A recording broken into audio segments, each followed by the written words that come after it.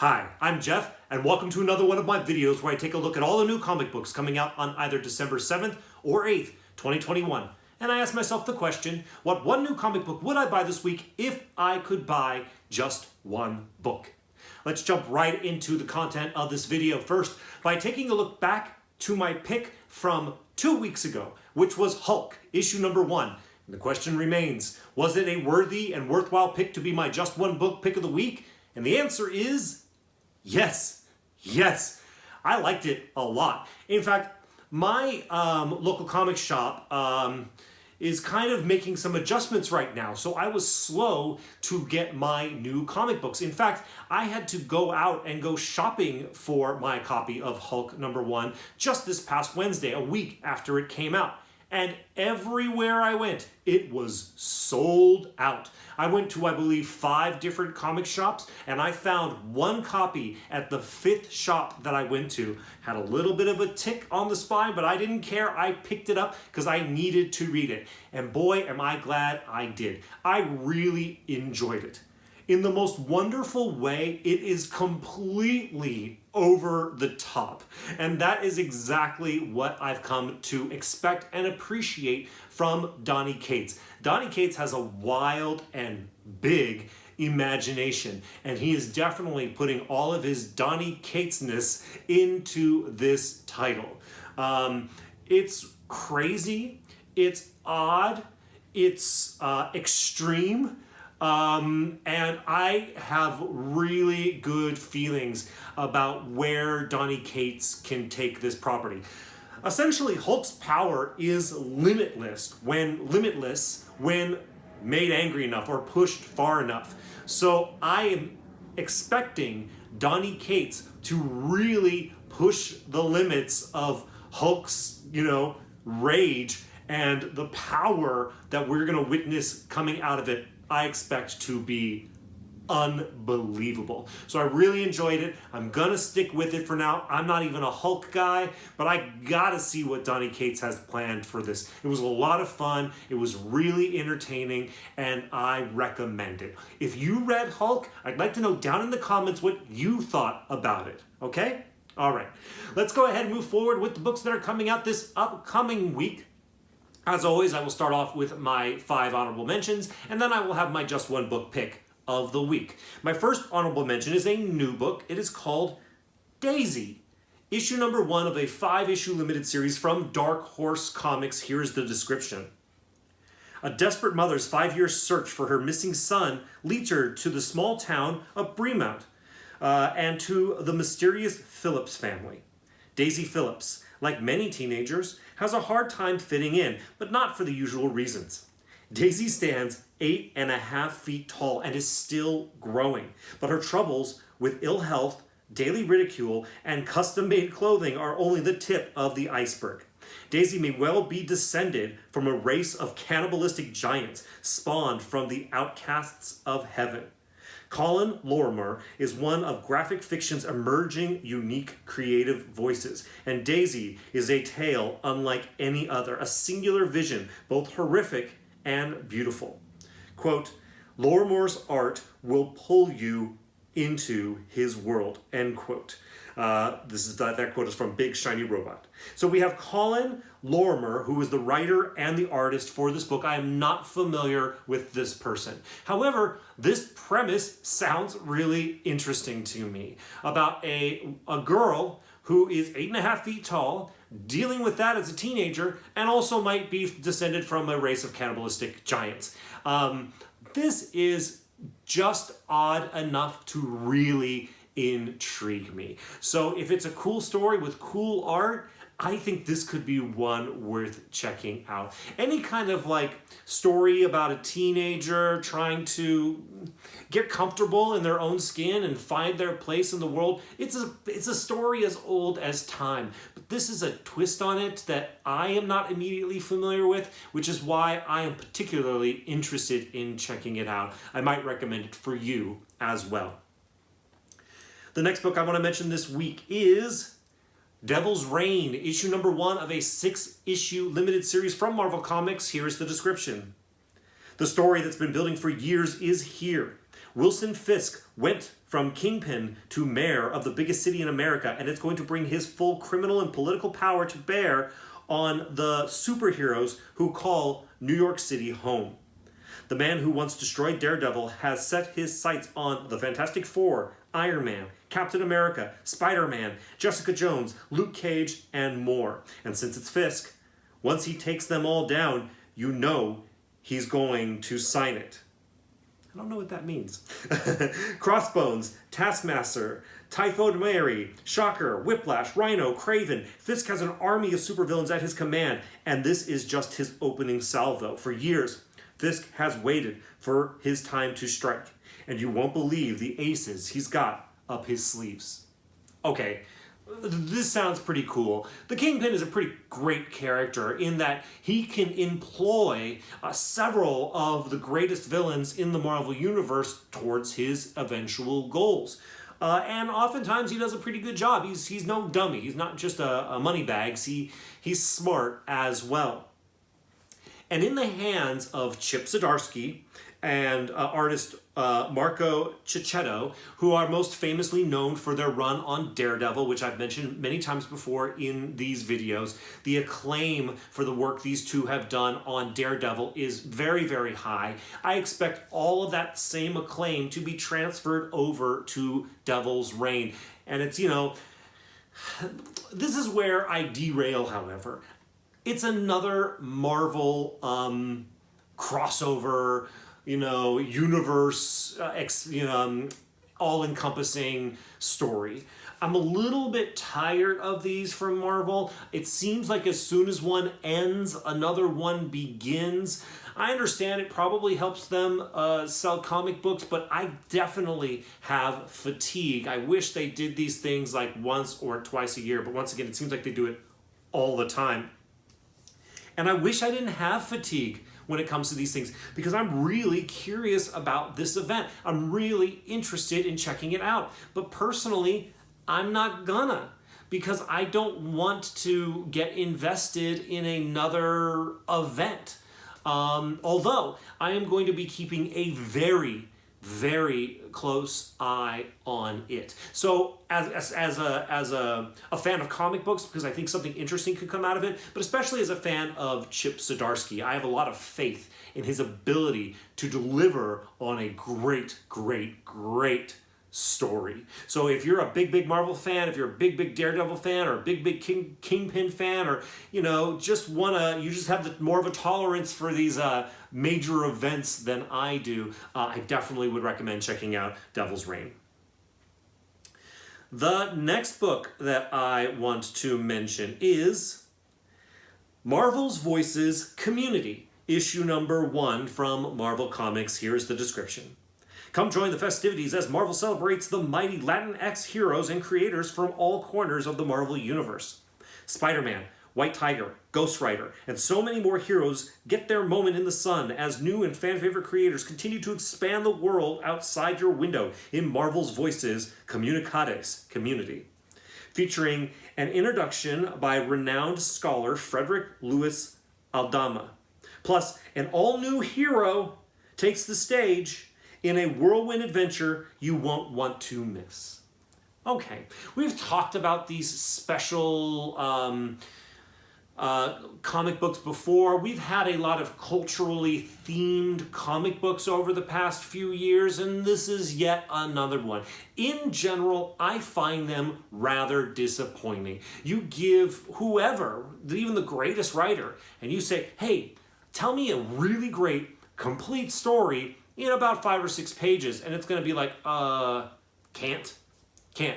You could tell a cute little story, you could tell a fun little anecdote, but you really can't tell a great story this way. So I don't expect great things story-wise, but there may be characters in here that you're a big fan of, and you want to see even just the smallest little tale about one of their days. But the thing that drives me to mentioning this book in this video is, one, it is a special, book that's, I think, worth noting in its own right. But most importantly, it's the plus an all-new hero takes the stage in a whirlwind adventure you won't want to miss. So there's an all-new hero in there. Sometimes that's a misleading statement. Sometimes it is legit the first appearance of a new character. So for all you speculators out there, and I know at least in part I am definitely one of them, you might want at the very least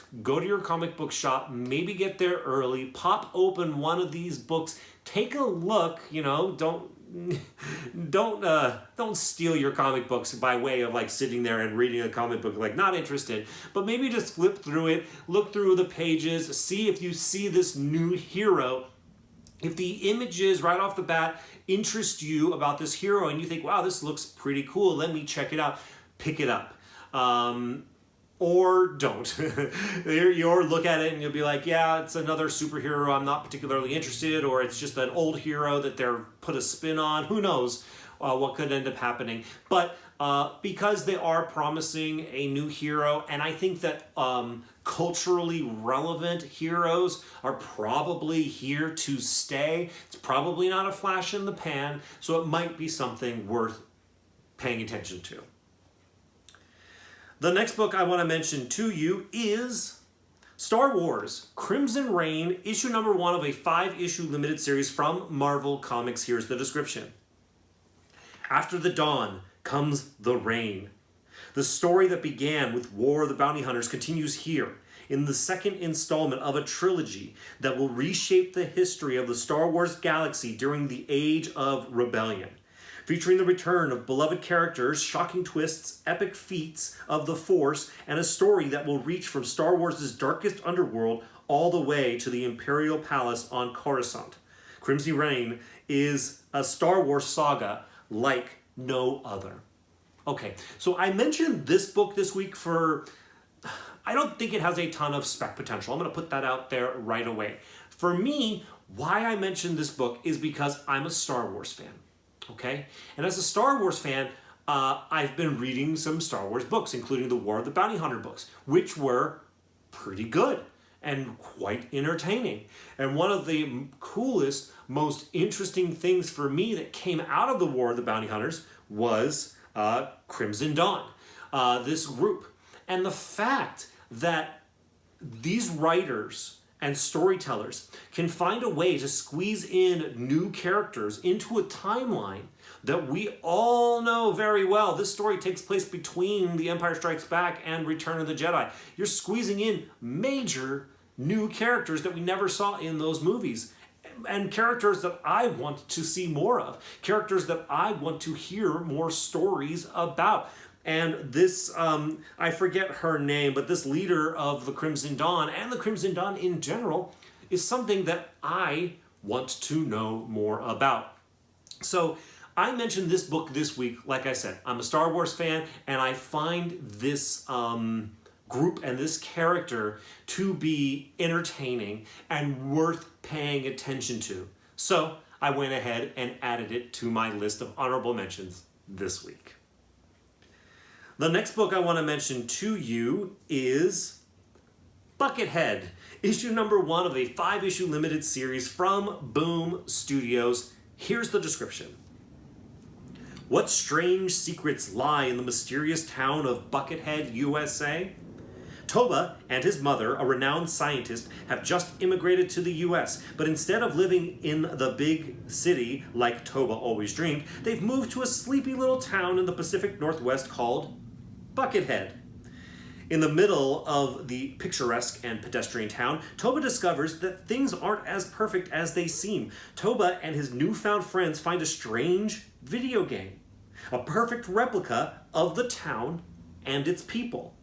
Soon, Toba is on the run from men in black, with his friends brainwashed by microchips. An astonishing new series from Shobo Coker and George Combadis, one of those, or something different. Perfect for fans of Eve and homesick pilots. All right, so there were a few of my honorable mentions. I had a list of about 10 or 11 books at one point when I was to talk about in this video, and I had to whittle them down.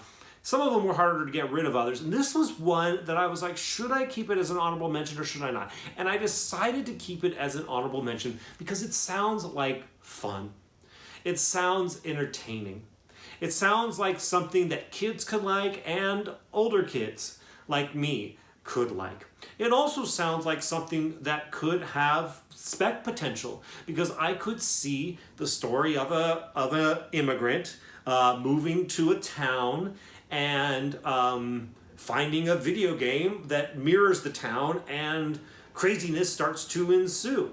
Video games are fun, comic books are fun, narrative stories are fun. So this combination could be fun. And I could see it being fun as like a kid's movie or television show. That's if it's a good story, well told, of course, as always. But there's just something in there. There is some there for me. There's something in there, something that I think is worth at least being aware of. So I kept it on my list this week and included it as one of my honorable mentions to mention to you. Okay, those are all my honorable mentions. Now I have just one more book to mention, and that book is my just one book pick for this week. My just one book pick for this week is Batman, issue number 118 from DC Comics. Here's the description. A new creative team. Start of a new story arc as Batman leaves Gotham. Abyss Part 1. As Gotham celebrates surviving Fear State, Batman retreats alone into the darkness. But when he learns of a mystery involving Batman Incorporated, it forces the Caped Crusader to leave Gotham for a brand new adventure. Thrills, chills, and international intrigue await. The Dark Knight begins a new story with superstar artist Jorge Molina and new writer Joshua Williamson. Well, James Tynion IV is no longer writing Batman. So you're asking me, Jeff, why are you endorsing Batman when James Tynion IV isn't writing it anymore? We know you're a big, gigantic fan of James Tynion IV. Well, first and foremost, I have faith in Joshua Williamson. I believe that he is a good writer and can do a good job with Batman. But more than anything else, it's that there is nothing more important to DC Comics than Batman. Batman is the spine that supports the entire business of DC Comics. In that respect, DC is very protective of Batman. But at the same time, Batman is very important to DC. And they offered James Tynion IV the opportunity to continue to write Batman for a long time. And JT4 said thank you, but no thank you, and stepped away. So now DC has to make sure that any fans that James Tynion IV might have brought to Batman, they need to keep. And not only that, but they need to continue to grow Batman every chance they get. I know the guy who owns my comic book shop, he's like, so I guess you're dropping Batman, right? And I said, no, I'm a Batman fan. So I'm going to stick with Batman, but especially because I expect DC to do substantial things with the title. They're no dummies at DC. And they know what type of things get comic book collectors, you and I, excited. And I think that they are going to inject those things into this title, namely first appearances. Now, I believe it's not mentioned in this description here, but I believe that there is at the very least a cameo of a new bad guy going to be in this book. I believe I've seen some store exclusives either for this issue or the next issue that has a new cool looking character on the cover. So I'm expecting new characters in this book, especially, like I said, DC's no dummy. And they saw the heat that a character like Punchline brought to this title, 30 issues ago, however much it was. So I think that they're going to give us new characters. I think they're going to give us cool characters. I think they're going to give us a cool storyline. They're not going to like do anything that's too out of the box. But I have to think that they're going to do something interesting and exciting. Something that's going to get us comic book fans hooked and interested and sticking with Batman and sticking with Batman for the long run. So, because like I said, once again, Batman is just too important. So now that we're having this transition from James Tynion IV to Joshua Williamson, I think there's going to be really awesome things worth paying attention to. So because I'm excited about what Joshua Williamson might be bringing to the Batman title, and I'm interested in seeing how the transition plays out, and I'm optimistic that DC has big things planned to keep all of us comic book buyers buying this book on the regular. These are all the reasons I'm excited about Batman 118 and why I have chosen it as my just one book pick for this week. Okay, there's my list. I am going to be leaving right now to go to Los Angeles Comic-Con this weekend. I'm really, really excited. I'm going to try to make videos of my experience there. So if you're interested in checking those out, if you haven't already subscribed, I would invite you to subscribe and hit the notification bell. I'll put out those videos probably sometime next week if it all works out. We'll see how that goes. At the very least, I'll probably do some form of recap. If you enjoyed this video and you enjoy this content, likes are enjoyed by me. So please don't hesitate to hit that like button. As always, thank you all so much for watching this video. I'll see you in the next one.